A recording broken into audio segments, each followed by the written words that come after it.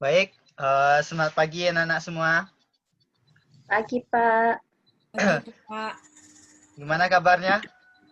Alhamdulillah baik, Pak. Baik, Sudah Pak. makan? Belum, Belum, Pak. Pak. Sudah mandi? Pak. Sudah, Pak. Tampangnya belum mandi. Aiman belum. Pak. Aiman udah nih. Yang belum aktif, silahkan aktifkan kameranya terlebih dahulu.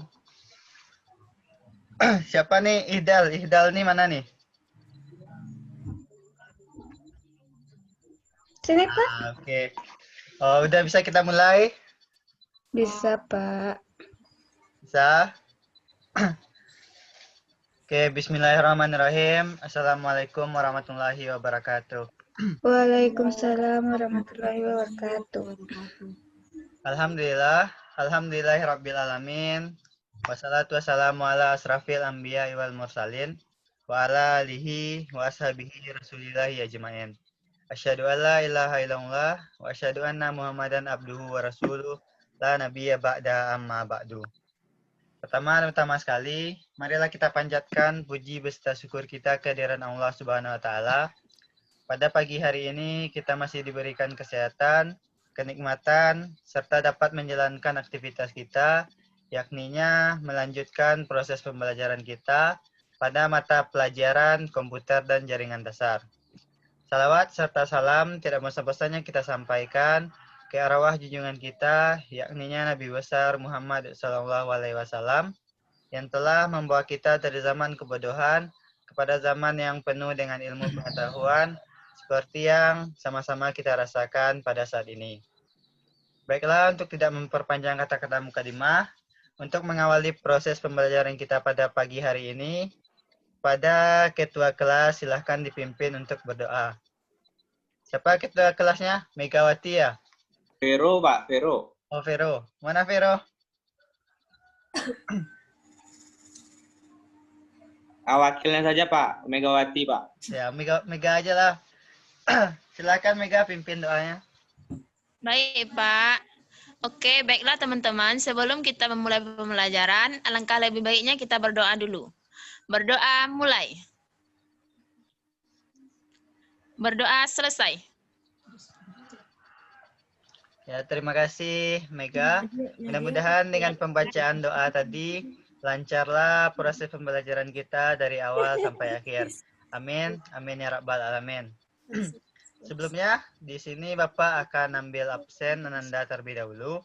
Bagi namanya yang Bapak sebutkan, silahkan diaktifkan audionya Ya, Pak. dan dibilang hadir. Oke?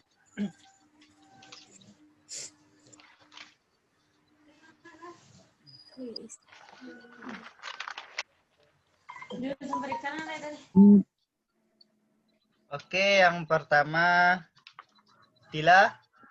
Hadir, Pak. Tila dan Dini ya? Iya, Pak. Tapi kembar, Pak. Tapi beda. Berarti Tila hadir, Dini hadir. Elsa hadir.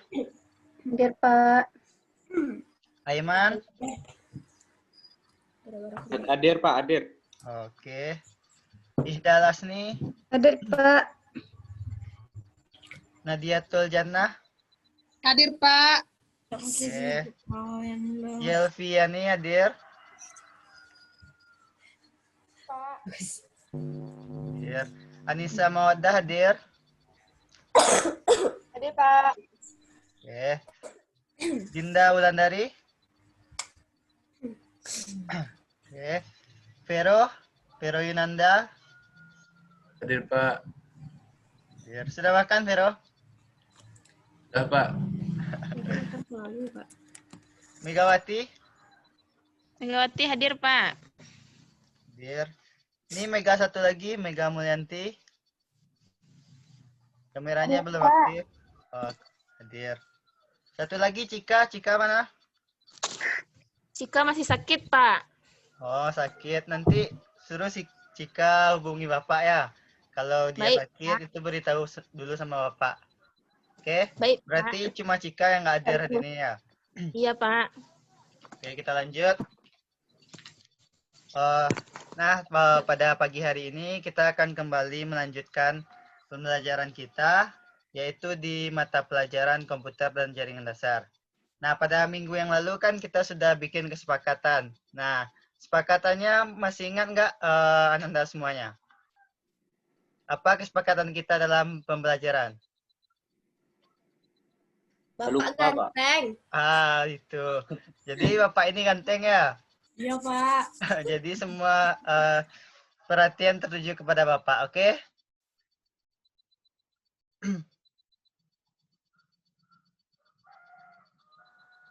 Bentar dulu.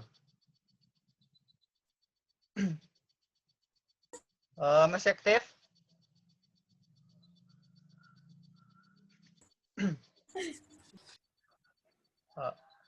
Oh, agak itu sinyalnya. Maaf ya. Jadi kesepakatan kita Bapak ini ganteng ya. Karena kalau tidak tertuju kepada Bapak perhatiannya berarti Anda sudah tidak menyepakati kesepakatan kita pada minggu yang lalu. Karena kan kalau perhatian itu tidak tertuju pada Bapak berarti Bapak diduakan. Nah, gitu kan? Oke, kita lanjut. Nah, pada kesempatan kali ini kita itu akan melanjutkan pembelajaran kita, yaitu sekarang kita akan membahas tentang arsitektur dan organisasi komputer serta prinsip dan cara kerja komputer. Nah, sebelumnya pada minggu yang lalu kita telah membahas dasar-dasar komputer dan hardware komputer. Apakah Anda masih ingat tentang pembelajaran kita pada minggu yang lalu? Apakah ada dipelajari di rumah?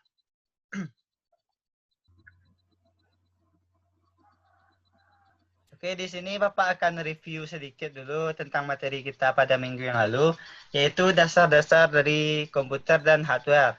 Nah, di sini Bapak pengen tanya terlebih dahulu kepada siapa ya? Aiman lah, Aiman. Masih ingat apa itu pengertian dari komputer? Komputer itu suatu perangkat, Pak. Satu perangkat. Itu aja, Pak. Oh, itu aja. Kalau siapa lagi ya? Anissa, Anissa tahu?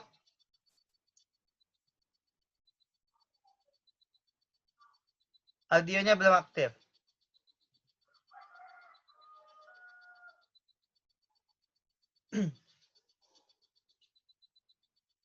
Nah, jadi tadi yang disampaikan Aiman, bahwasanya komputer itu adalah suatu perangkat. Nah, jadi komputer itu adalah alat elektronik yang dapat mengolah data sesuai dengan input yang kita berikan. Nah, di minggu yang lalu Bapak juga telah menjelaskan itu ada hardware. Nah, apa itu pengertian dari hardware? Silahkan kepada Elsa. Elsa, pengertian dari hardware apa, Elsa? Perangkat keras, Pak. Ya, itu kepanjangannya, itu artinya. Kalau pengertiannya apa?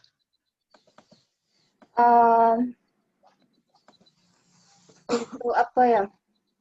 Untuk mengelola suatu data dan menjalankan proses pada sistem komputer. Nah, oke. Jadi hardware itu adalah komponen fisik ya, komponen fisik dari sebuah komputer. Yang mana terdiri dari input, proses, dan output. Terus ada juga komunikasi dan storage-nya. Nah, baik di sini kita lanjutkan saja ke materi kita pada hari ini, yaitu kita akan membahas tentang arsitektur organisasi komputer serta prinsip dan cara kerja dari sebuah komputer. Yang mana di sini materi pokok kita sebenarnya adalah yaitu tentang merakit komputer. Nah, sebelum kita merakit komputer, nah perlu juga kita ketahui terlebih dahulu arsitektur, organisasi dan prinsip cara kerja dari sebuah komputer tersebut. Nah, di sini Bapak izin share screen terlebih dahulu.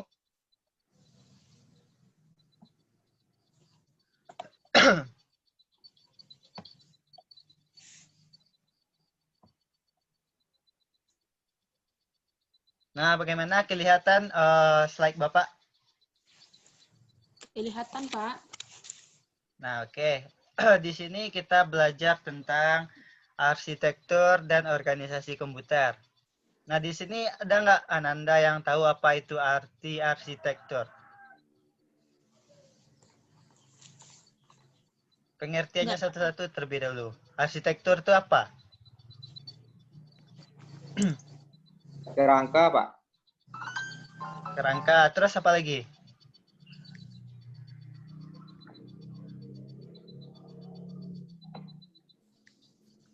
Arsitektur itu bisa kita artikan seperti kita merancang ya. Nah, kalau organisasi apa? Ada yang tahu organisasi itu apa?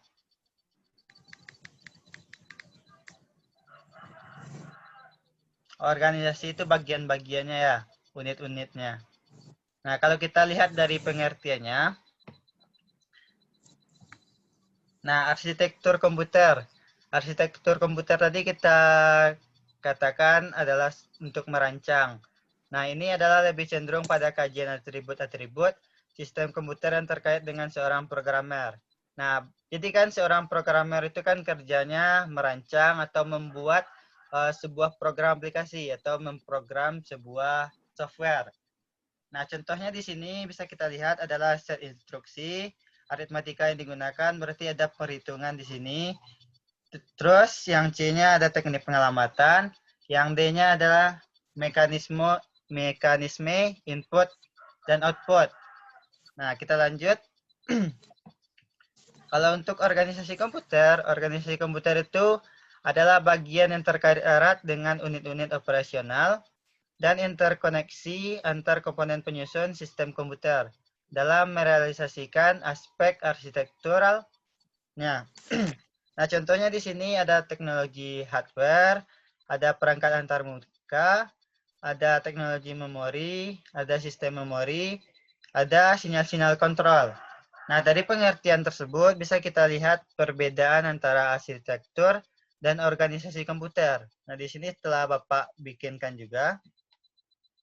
Ini adalah perbedaan arsitektur komputer dan organisasi komputer. Yang mana tadi arsitektur komputer itu adalah atribut yang berkaitan dengan seorang programmer. Terus kalau untuk organisasinya adalah unit-unit atau bagian-bagian yang terkait dengan unit operasional. Nah, contohnya seperti yang Bapak jelaskan tadi, bahwasanya untuk arsitektur itu ada contohnya set instruksi, ada aritmatika, ada teknik pengamatan, terus ada mekanisme input dan output. Kalau untuk organisasi komputer, itu contohnya ada hardware, ada perangkat antarmuka, ada memori ada teknologi memori, sistem memori, dan sinyal-sinyal kontrol. Nah, itu adalah perbedaan dari arsitektur dan organisasi. Nah, sampai sini apakah Anda paham? Paham, Pak. Paham, Pak. Oke, kita lanjut ya. Oke, selanjutnya. Nah, selanjutnya kita akan masuk ke dalam struktur komputer. Nah, jelas nggak gambar strukturnya? Jelas, Pak. Jelas? Atau Bapak besarkan dulu? Kalau kayak gini, jelas? Jelas juga, Pak. Nah, oke. Di sini struktur komputer. Nah, ini adalah gambar dari struktur komputer. Nah, di sini ada komputer. Kelihatan? Komputer itu saling terhubung dengan periferal. Itu ada perangkat input dan outputnya. Terus di komputer itu saling terhubung juga dengan COM line atau internet. Nah, komputer itu terdiri dari 4 macam struktur. Nah, yang pertama ada CPU, ada main memori, ada input atau output, lalu ada sistem bus atau komputer interkoneksi. Yang mana fungsi dari sistem bus ini adalah untuk menghubungkan antara CPU, main memori, dan input atau output. Terusnya untuk bagian komputer yang kita sebut dengan untuk pemprosesan itu ada namanya CPU. Lalu CPU ini terbagi juga menjadi 4 struktur, yaitu ada ada CU, control unit, ada ALU, terus ada register, ada internal system bus. Yang mana fungsi dari sistem bus itu adalah untuk menghubungkan ketiga bagian yaitu control unit, ALU, dan register. Nah, di sini kalau kita lihat dari pengertiannya satu-satu, sini sudah Bapak jelaskan untuk pengertiannya atau fungsi dari komputer atau bagian-bagian struktur komputer. Bisa Anda lihat di sini. Nah, di sini adalah struktur utama dari sebuah komputer. Yang pertama ada Central Processing Unit atau CPU. CPU itu adalah untuk pengontrol operasi komputer dan pusat pengelolaan fungsi-fungsi komputer. CPU cukup disebut dengan prosesor. Nah, berarti di CPU ini adalah terjadi semua proses, baik itu proses input, pemprosesan maupun output. Itu dikendalikan atau diproses semuanya oleh CPU. Terus ada main memory. Main memory itu adalah berfungsi sebagai penyimpanan data. Nah, kalau kita bicara tentang memori, berarti tentang penyimpanan. Terus ada input atau output. Nah, yang berfungsi untuk memindahkan data ke lingkungan luar atau perangkat lainnya. Berarti ada proses input atau output di dalam CPU tersebut. Dan di sini ada sistem interconnection. Sistem interconnection tadi seperti yang kita lihat di strukturnya atau di gambar struktur komputer itu dinamakan dengan sistem bus. Yang mana fungsinya itu adalah sistem yang menghubungkan CPU, memori utama, dan I/O. Jadi sistem bus tersebut menghubungkan ketiga komponen atau ketiga struktur yang ada di CPU. Nah, sampai di sini apakah Anda paham dengan penjelasan Bapak? Gimana? Pak. Paham? Coba Elsa ulangi kembali. Komputer tadi saling terhubung dengan apa saja? Nah, ini Bapak lihatkan gambarnya. Saling terhubung dengan apa saja? Bisa dibesarkan, Pak. Nih. Komputer itu saling terhubung dengan CPU. Terus ada apa namanya? Main memorinya, terus ada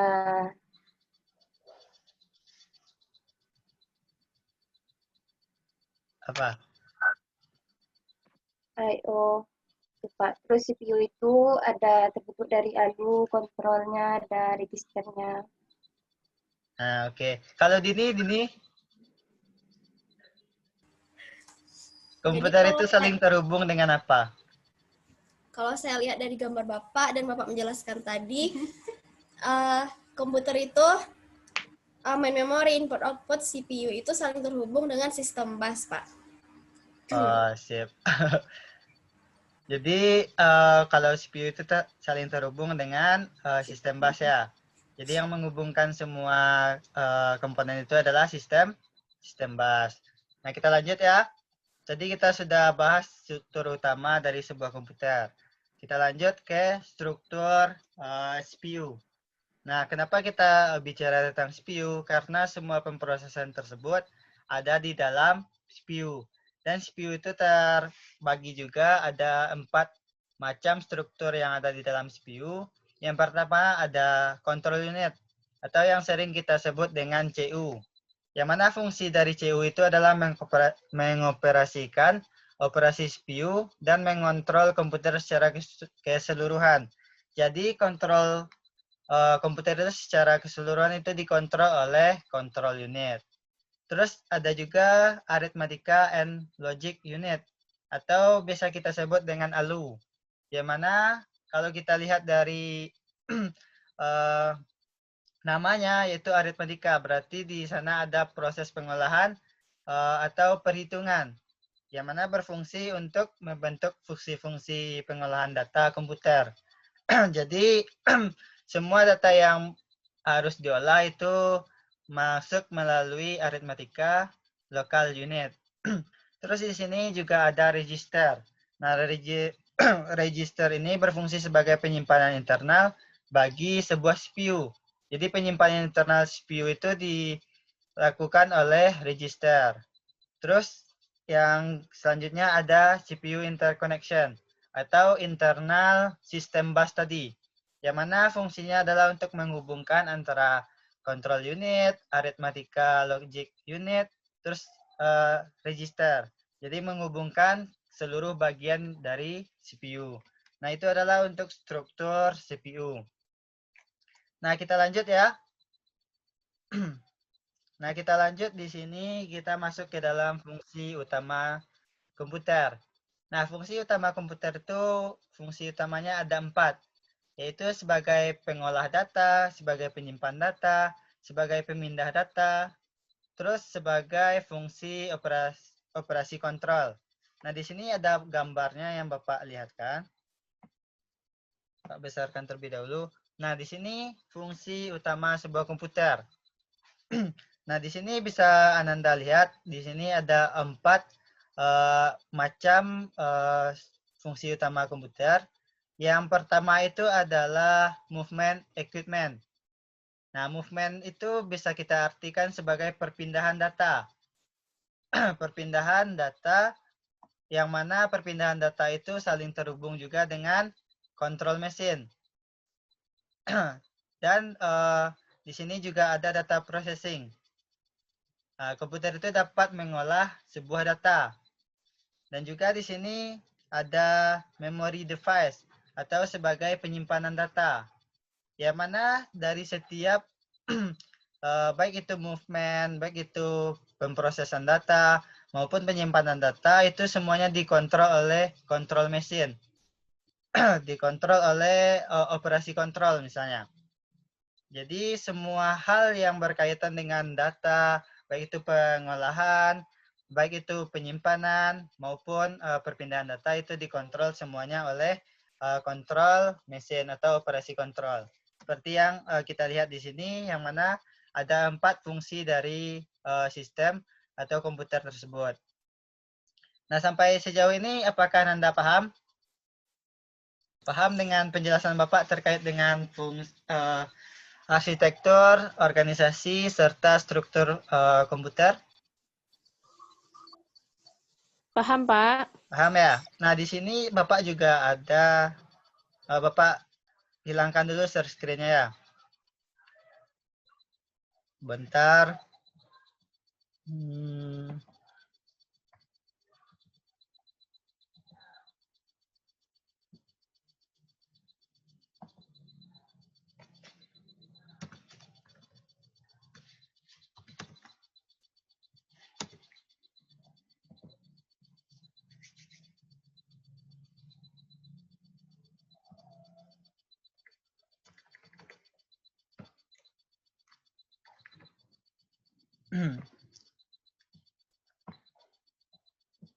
Nah, oke, Bapak share screen lagi. Ke sini. Kalau ini kelihatan?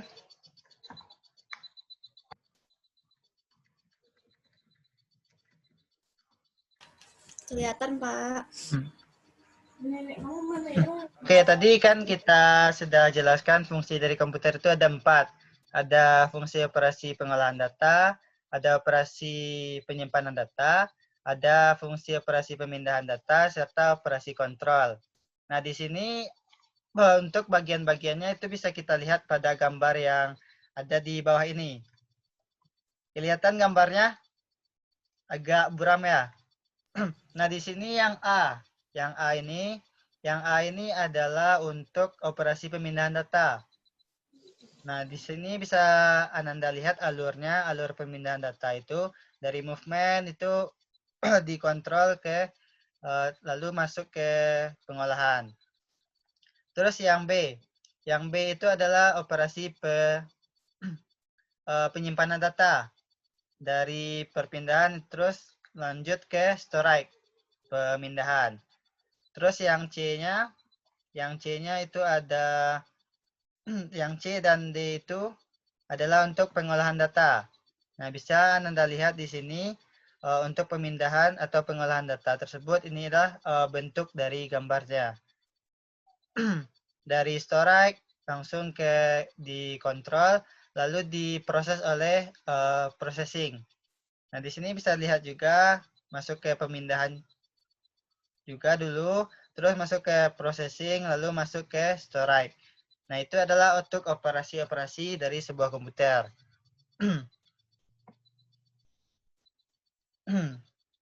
Nah, sampai sana apakah Anda paham? Sebelum kita lanjut ke materi kita yang selanjutnya. Paham ya? Paham? Paham, Pak. Nah, oke, kita lanjut ya. Bapak share screen lagi.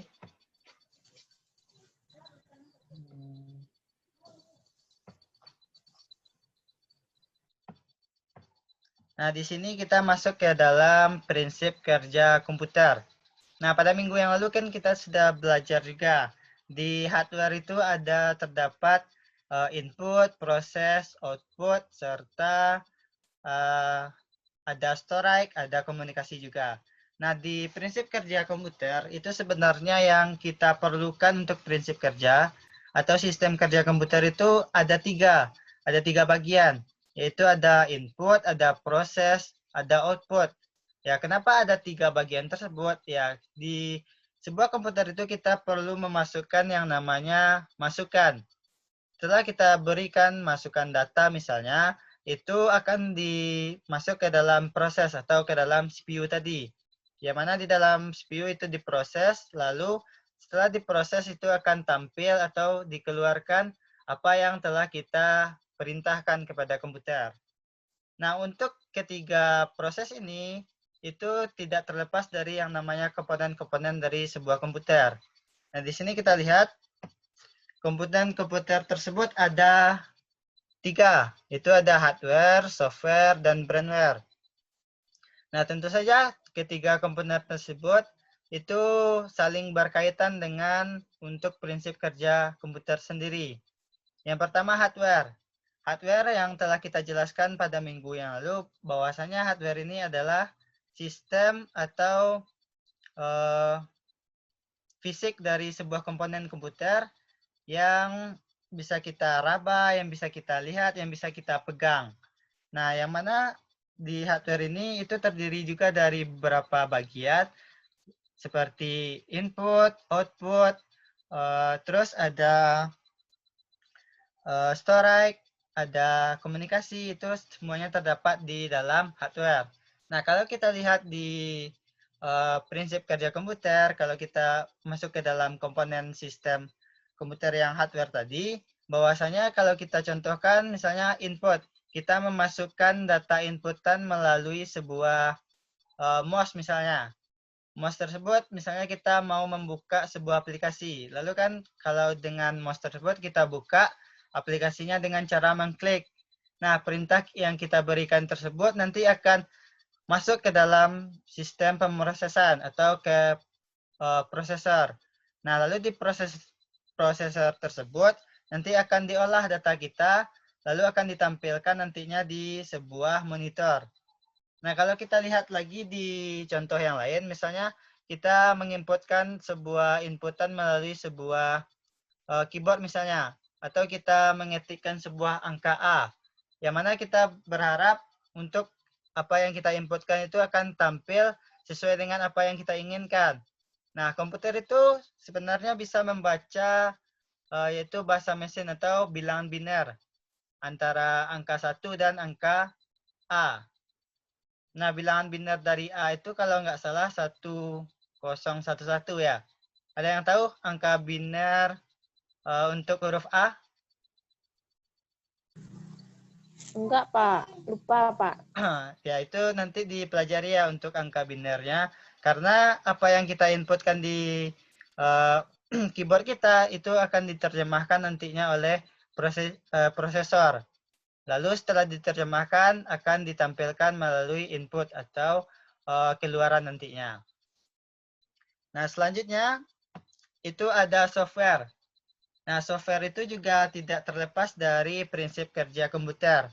Nah, seperti yang kita ketahui bahwasanya software tersebut seperti Windows, seperti sistem operasi itu kan kita untuk komputer itu kan membutuhkan sebuah sistem operasi. Nah, tanpanya ada software itu sistem komputer kita tidak bisa berjalan dengan baik. Nah, apa yang mau kita lakukan prosesnya kalau software kita tidak ada? Misalnya kita mau melakukan proses input.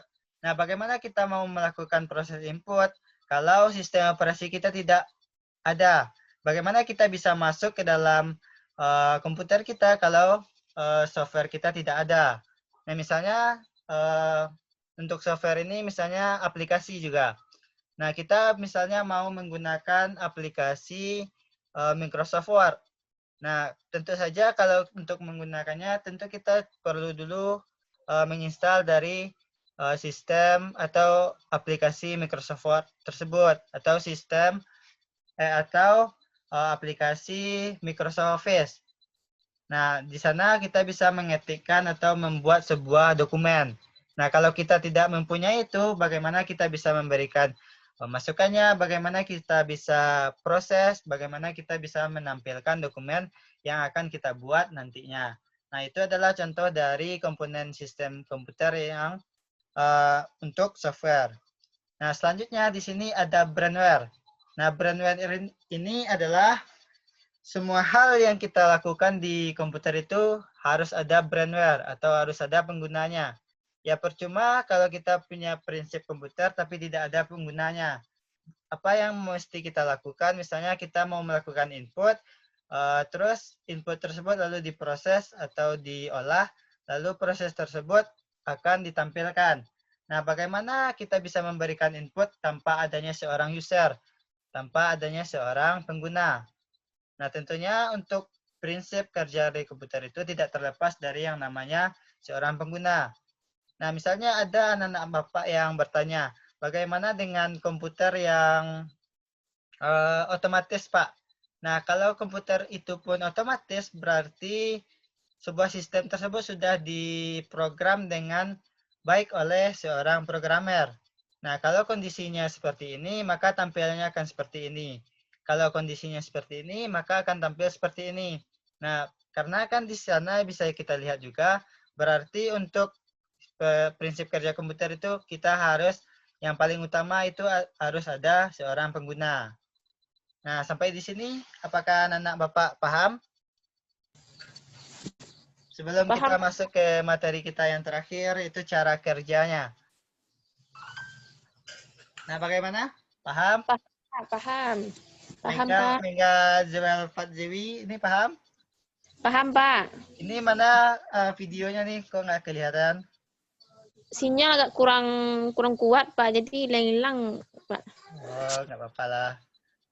Jadi, Bapak tanya dulu ya. Tadi ada 3 prinsip kerja komputer yang Bapak sebutkan. Coba Mega sebutkan. Apa saja prinsip kerja dari komputer? Ada 3 tadi.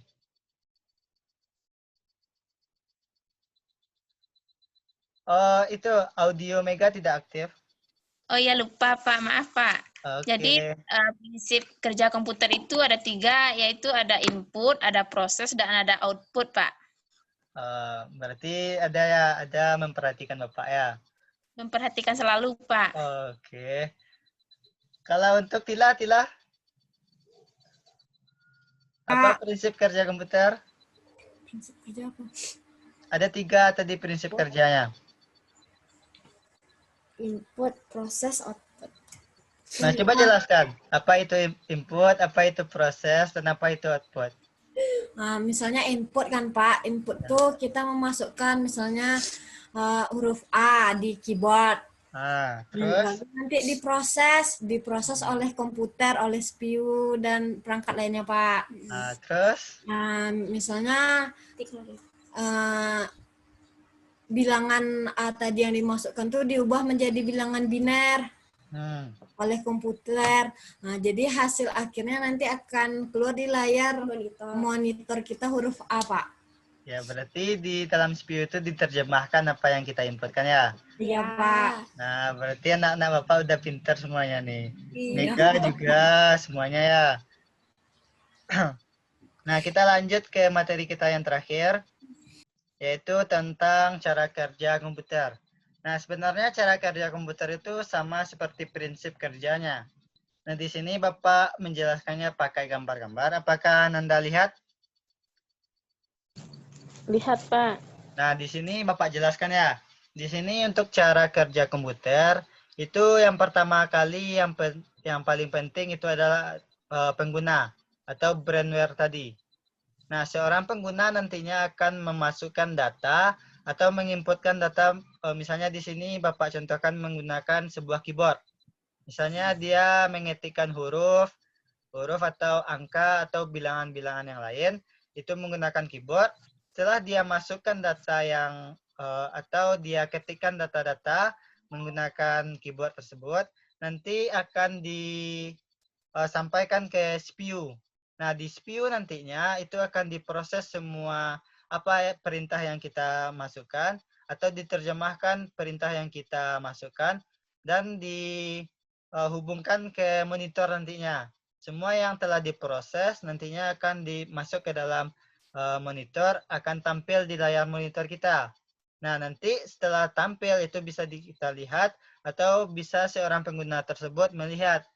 Nah, misalnya kalau kita menggunakan atau membuat sebuah dokumen atau mengetikkan sebuah dokumen melalui keyboard tadi, lalu diproses dan tampil ke layar monitor kita, dan seorang pengguna nantinya bisa mencetak laporan atau mencetak dokumen tersebut. Nah, itulah sebenarnya cara kerja dari komputer. Nah, cara kerjanya tidak rumit. Yang penting di sana ada komponen komputer dan ada proses input, output, dan ada input, proses, dan outputnya. Nah, itu kalau ketiga prinsip tersebut sudah ada, maka cara kerja komputer itu sudah bisa dikerjakan sesuai dengan standar atau apa saja yang mesti ada di dalam komputer tersebut. Nah, apakah sejauh ini Ananda paham? Paham, Pak. Paham? Oke, Paham, Bapak Pak. tanya ya. Pada siapa ya? Ismi. Kepada Ismi, coba jelaskan lagi cara kerja komputer ini. Baik, Pak. Jadi, untuk cara kerja komputer itu, dia itu kan kita sebagai pengguna. Kita sebagai pengguna terlebih dahulu harus, misalnya kita akan mengetik. Kita ketik di keyboard, lalu akan diproses apa yang kita ketik di keyboard akan diproses di processing unit atau di prosesor. Kemudian setelah diproses di CPU, kemudian dia akan ditampilkan di monitor. Lalu setelah tampil di monitor, maka kita bisa melihat di monitor. Begitu, Pak. Nah, oke, terima kasih Ismi. Ya, bagus sekali ya jawabannya. Nah, itu adalah jawaban dari Ismi tentang cara kerja dari komputer. Nah, jawaban Ismi itu benar. Dan di sini adalah materi terakhir kita di mata pelajaran atau di materi pokoknya tentang merakit komputer. Yang mana minggu depan itu sebenarnya kita akan praktek ya. Karena di sini kita berada di pandemi COVID-19, yang mana pembelajaran kita harus kita laksanakan di rumah masing-masing. Jadi untuk prakteknya Bapak share cara kerjanya saja nggak apa-apa? Nanti Ananda silakan Anda pelajari cara kerja dari atau cara perakitan dari komputer tersebut dan Ananda catat nantinya gimana saja prosedur dari perakitan komputer. Nah, sejauh ini apakah Ananda paham atau ada yang perlu ditanyakan terkait dengan materi kita pada hari ini? Sudah paham, Pak. Sudah paham? Ya, cepat pahamnya ya. Karena Ada yang mau ditanya nggak? Selagi mumpung Bapak ada di sini, nanti bertanya-tanya di grup Bapak nggak jawab ya. sebentar, Pak. Ya, silakan dulu Bapak beri waktu 1 menit. Nah, 5 menit lagi berakhir nih jam pelajaran kita. Nah, makanya jika ada pertanyaan selagi Bapak ada di sini, ya tanyakanlah.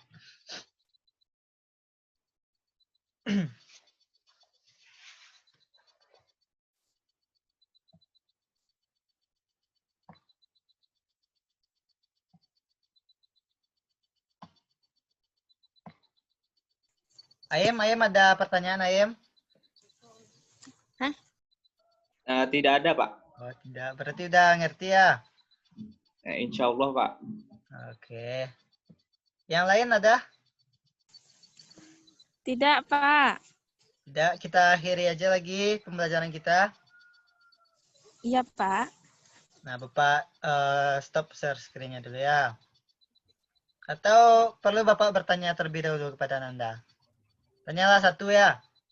Nah, di sini di CPU tadi ada struktur CPU yang terdiri dari 4. Nah, coba siapa ya? Coba ya Mega lah. Mega sebutkan apa saja bagian dari CPU. Mega yang mana, Pak? Mega mana ya? Mega ada 2 ya. Iya, Pak. Mega yang satu lagi Mulyanti ada?